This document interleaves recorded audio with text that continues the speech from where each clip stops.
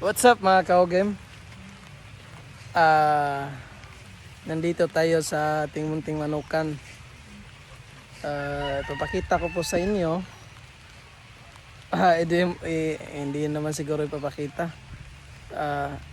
Showcase kung gaano kahirap yung pagiging isang breeder. Kasi kagaya nito, maambon, lakas ng ulan kanina. Pero kailangan talaga namin i-check yung mga alaga, papakainin, baka may sipon kasi palaging umuulan dito sa amin sa Cebu. Kaya stay tuned kasi tayo sa breeder, hands-on tayo. Tuwing umaga tayo ang nagpapakain, tuwing hapon rin tayo rin. Kaya stay tuned mga kasabong, mga kaogem natin dyan. Peace.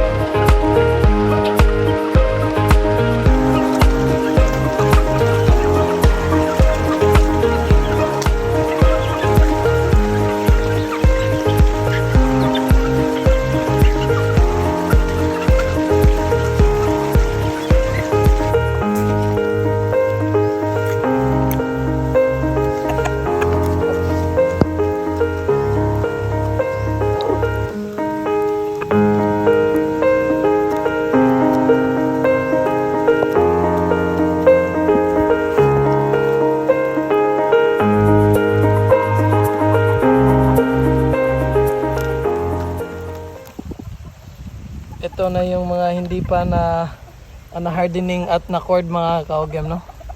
Yung mga na cord mga kaogem, yun yung mga salbahe mga kaogem. Yung maaga ng bugbog kaya maaga rin na i-cord. Ang mga ilang araw lang tong straight na ulan, tingnan nyo. Sabang tataas na ng damo. Nasira na nga yung ano. Kailangan pa namin yun ayusin at kunin yung mga trapal na nasira na. Tingnan nyo ang ating mga stag mga kaogem. Ito mahigit mga 30 piraso pa ito. National born to mga kaogem. Tara, atin na silang patukain kasi medyo gutom na yun eh. Kahit ilang araw na umuulan dito mga kaogem, makikita mo talaga no na thank God healthy sila. Hindi pa ako nakakita kahit isa man sa kanila na sinipon. Thank God. You're my sweetest addiction, you're my strongest inspiration, and I love you. It's true.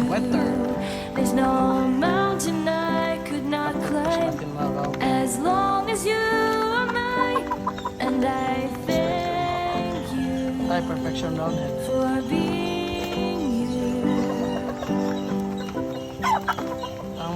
boses natin ay hindi na for sale, no? best friend. I'll be your guy whenever you need me. I'll be by your side. I love you more and more and more each day.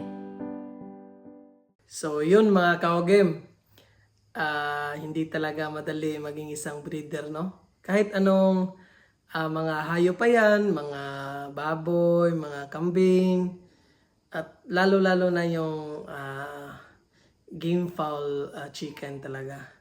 Hindi sila madaling alagaan kasi kailangan nilang maging healthy simula sisiyo hanggang sa paglaki para sa oras ng labanan ay makapag-compete sila ng maayos. Maganda ang kanilang performance, mga ganun mga kaugem.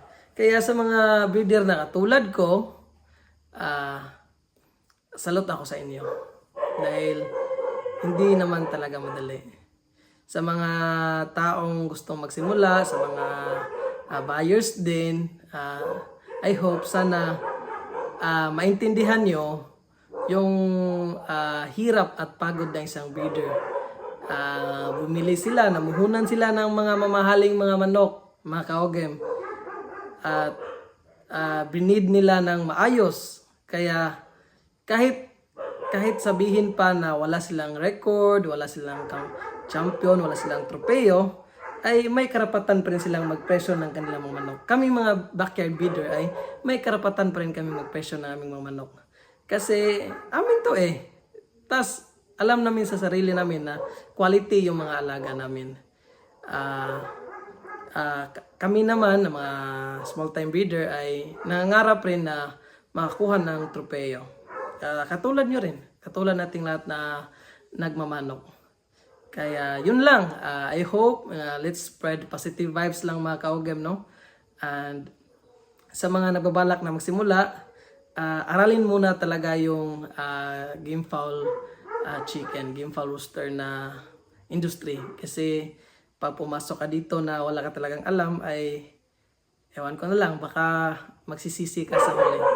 Dahil maubos talaga yung mga naipundar mo o mga pera mo na niliko mo.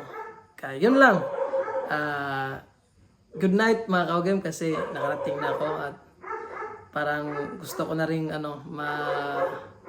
magpahinga kasi alam niyo naman na puyat. So, God bless mga kaugem.